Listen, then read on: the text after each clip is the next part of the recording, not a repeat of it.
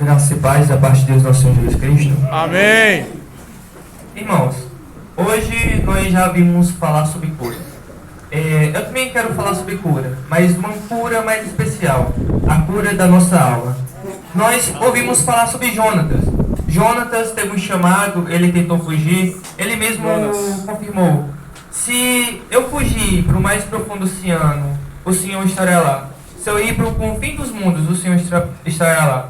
Para onde ele fugisse, o Senhor estaria lá. Deus nos chama, e por mais que a gente tente fugir, Deus sempre estará lá, nos chamando ao arrependimento e nos chamando para a sua obra. Aleluia, Jesus. A palavra principal, eu vou ler algumas palavras, mas a palavra principal se encontra em Mateus.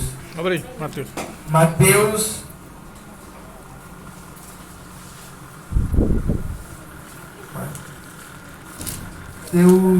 16, do 24 16. ao 26.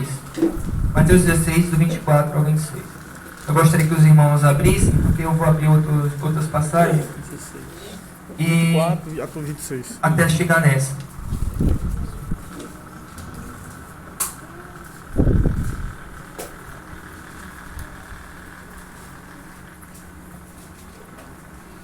Glória a Deus. Aleluia. Irmãos, antes de tudo, uma pequena pergunta que eu gostaria que cada um que refletisse em seus corações. Você quer ser um cristão verdadeiro? Amém. Aleluia, Jesus. Pois saiba que Deus exigirá tudo de você, pelo menos o que você achava que era tudo. Porque muitas vezes nós confundimos as coisas mundanas com tudo da gente. Porém, o que é tudo pra gente é as coisas que Deus tem pra gente. O verdadeiro tudo está no Senhor. Como está lá em Marcos 10:30, que eu vou ler aqui agora. Marcos 10, do 29 ao 30. Isso é o tudo do Senhor. E Jesus, respondendo, disse: em verdade vos digo que ninguém há que tenha deixado casa, ou irmãos, ou irmãs, ou pai, ou mãe, ou mulher, ou filhos, ou campos, por amor de mim e do Evangelho, que não receba 100 vezes tanto, já neste tempo, em casas, irmãos, irmãs, mães e filhos, e campo com perseguições, e no século futuro a vida eterna. Vejamos que Deus, Ele dá uma promessa de 100 vezes mais. Mas quem são esses irmãos? Quem são essas mães? Quem são esses filhos? Somos nós, a igreja. Nós, a igreja, somos os irmãos e as irmãs, os filhos. Nós somos um novo corpo, nós somos uma família. Todos os chamados, todos que aceitaram o chamado, são a nova Jerusalém de Deus. Então, irmãos, pode sentar. Vai ser algumas palavras. Vai ser um pouquinho uma palavra forte. E eu gostaria que vocês prestassem muita atenção, porque é uma palavra de exortação, uma palavra de ensino, e uma palavra que eu gostaria que vocês levassem para a vida de vocês. Lá em Salmos 37:5 diz: entrega o teu caminho ao Senhor, confia nele, e tudo o Senhor fará. Muitas vezes não temos paciência, esquecemos de esperar no Senhor, e acabamos tentando fazer as coisas darem certo do nosso próprio jeito. Assim como fez Abraão, que tentou alcançar a promessa de Deus através do pecado. Em Gálatas 4:30 diz: contudo, o que nos revela a Escritura? Mande embora a escrava e o seu filho, porque o filho da escrava jamais será herdeiro com o filho da livre. Então, depois de não cumprir a vontade de Deus, que todos nós sabemos qual é, pois nós sentimos e nós temos a vontade de Deus em nosso coração, quando alguma coisa, que a gente faz alguma coisa errada, a gente sabe no nosso coração que é errada, pois Deus nos avisa em nossos sonhos a sua vontade, como está escrito lá em Jó 33, 14 ao 18. Eu vou ler aqui para ficar mais claro aos irmãos.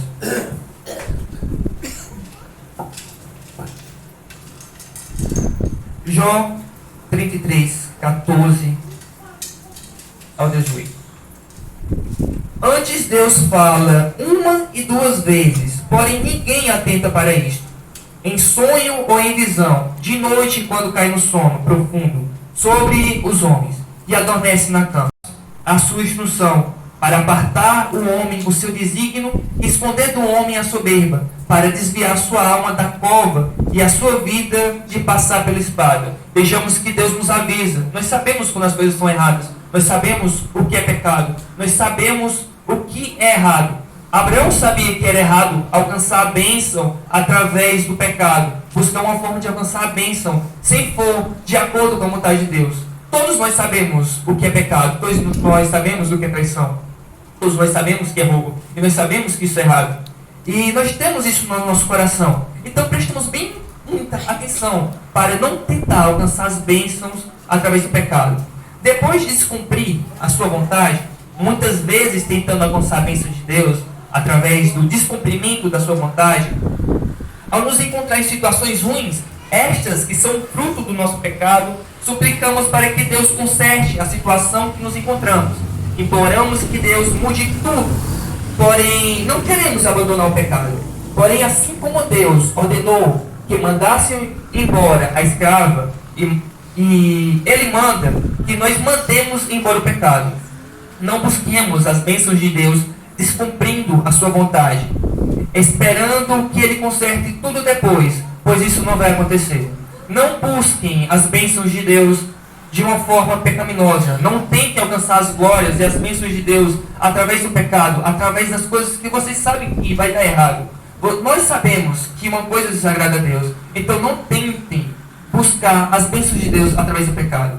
Agora, a palavra principal, que foi a que eu pedi para os irmãos abrirem, Mateus 16, do 24 ao 26.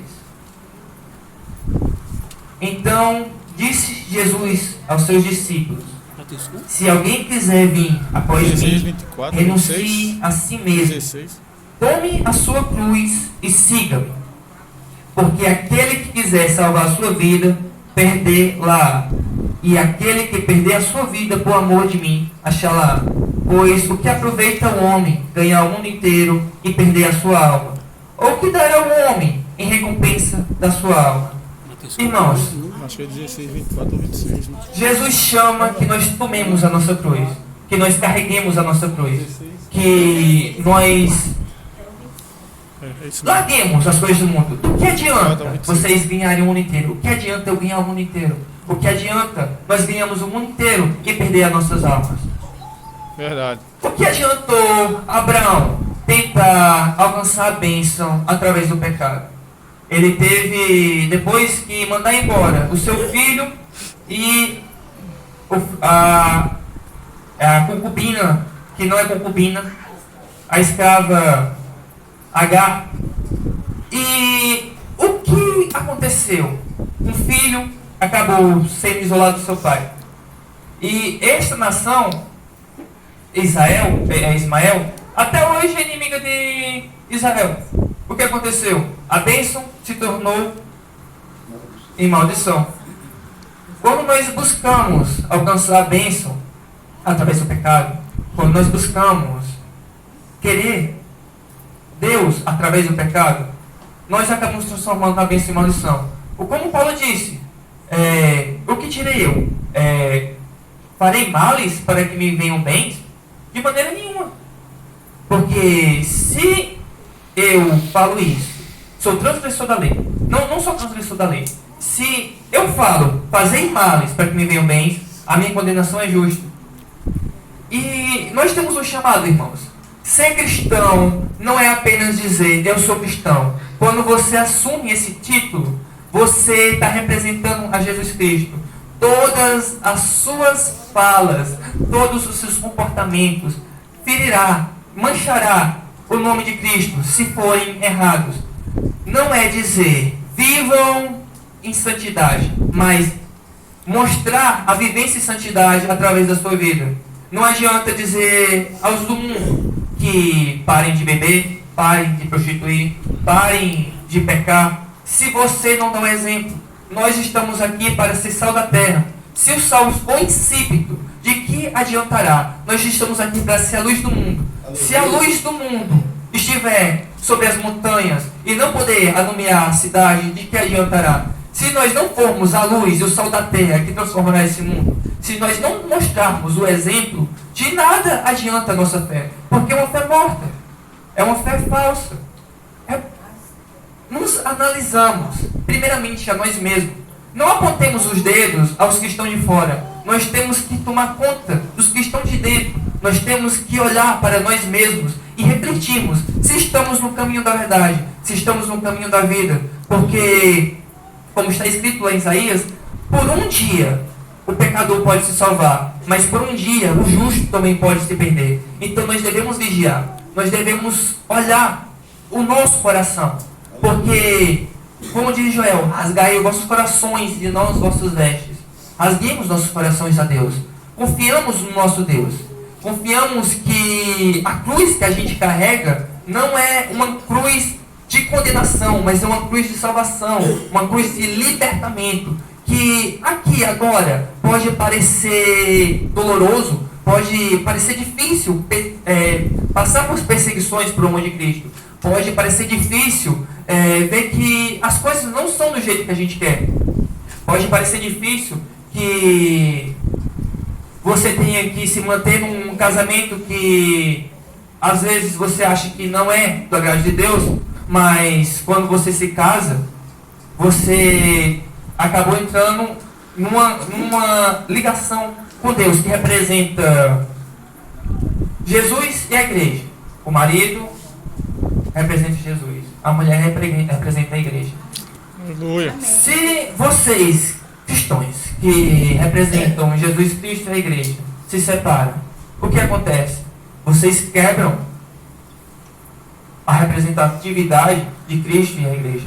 Claramente que, se haver caso de traição, a Bíblia, ela não condena que se separe, mas se separar, fique só. Então, irmãos, o que acontece no nosso meio? Por que tem tantos divórcios no meio evangélico? Por que tem tantos divórcios no meio cristão? Será que nós não estamos olhando muito para os nossos irmãos e não estamos olhando para a gente? Será que nós não queremos que os outros se diminuam para que nós cresçamos? Nós queremos ser grandes ou queremos ser verdadeiramente cristãos? Nós queremos ser exaltados ou queremos ser filhos de Deus? Nós queremos fazer a vontade de Deus ou querer que o mundo se dobre à nossa vontade? Sabemos que ser cristão não é fácil. Ao ser cristão você vai ter que negar tudo deste mundo. Você vai ter que abrir mão de toda a ilusão de pode parecer que é bênção. Descumprir uma coisa que pode te dar um prazer momentâneo, mas depois te dará a condenação. E mesmo que a princípio não dê condenação, terá tribulação. E uma tribulação que possa te afastar dos caminhos do Senhor. Então, analisemos as nossas escolhas, analisamos os caminhos que estamos tomando, para que o nosso exemplo, por ser um sal insípido, nós não sejamos pisados pela terra, para que Jesus Cristo não seja pisado pela terra. Ô, glória! Porque nós somos a Israel celestial. Nós somos os filhos de Deus. Nós somos chamados a ser uma nova criatura. Nós somos chamados a ser um novo ser. Então, quando vir um chamado de Satanás dizendo: vamos a tal lugar, façamos tal coisa, desviemos dos caminhos do Senhor, faremos isso, depois Deus corrigirá. Como Deus corrigirá se Deus já está dizendo que não é para fazer tal coisa, que será caminho de maldição? Como queremos que façamos males e nos venhamos bens? Como nós queremos que as bênçãos do Senhor nos alcancem, se nós queremos fazer males para que nos venham bens? Irmãos, não nos afastemos dos caminhos do Senhor. Aleluia! Não busquemos fazer males para nos vir bens. Como eu vou ler lá em Marcos aqui agora. Marcos 10, na verdade, Mateus 10, 22. Mateus 10, 22.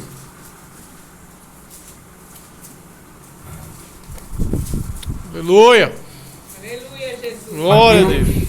10, 22.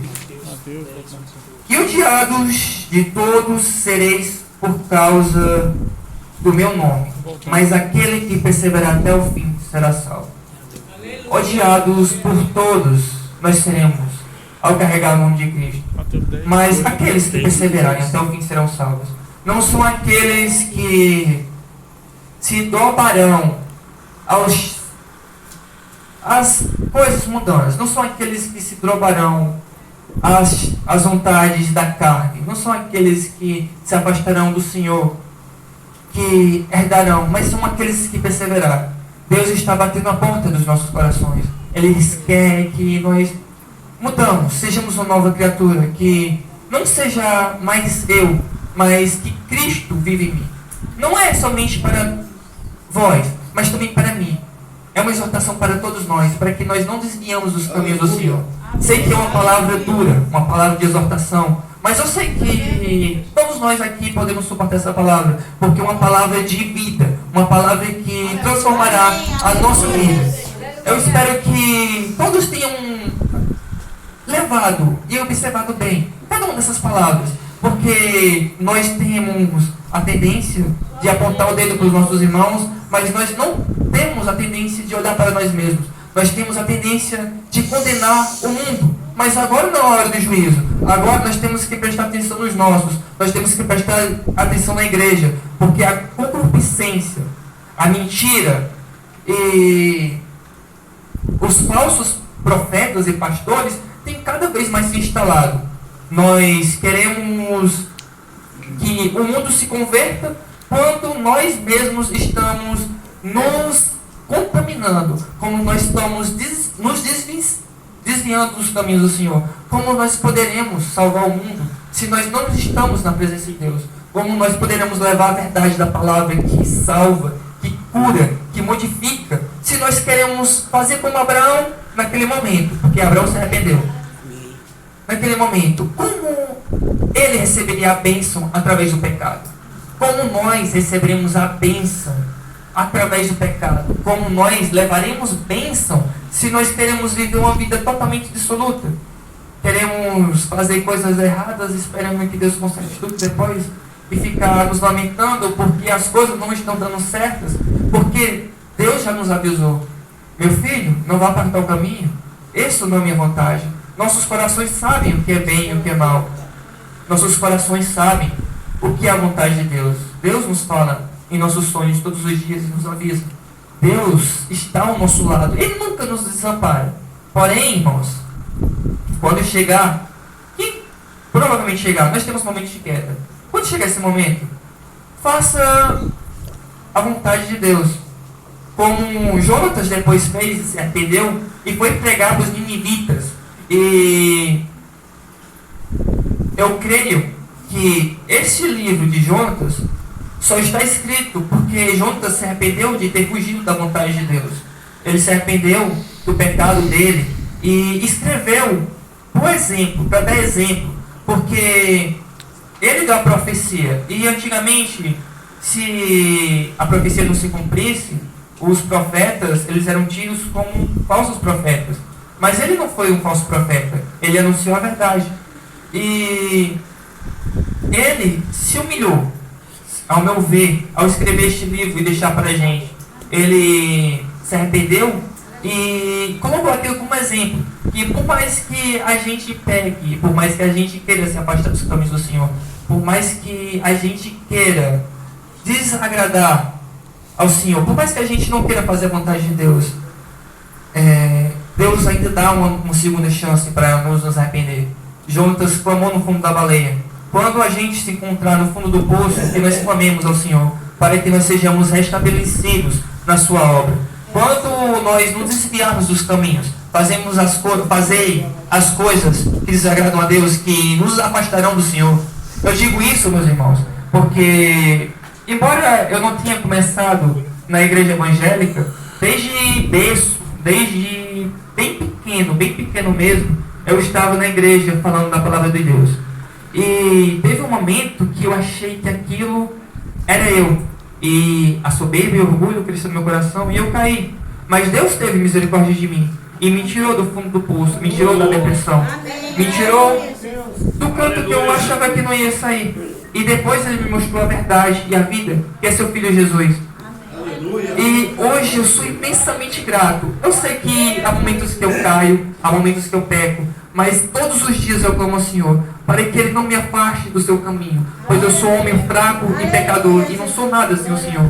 Que Deus tenha misericórdia de cada um de nós aqui presente, e que Ele guie todos os nossos passos daqui por diante, que nós não saímos as mesmas pessoas que entraram aqui, mas que nós saímos novas criaturas, que morra o nosso velho eu, e que Cristo viva na gente. Em nome de Jesus. Agradeço a rica oportunidade em nome do Senhor. Amém.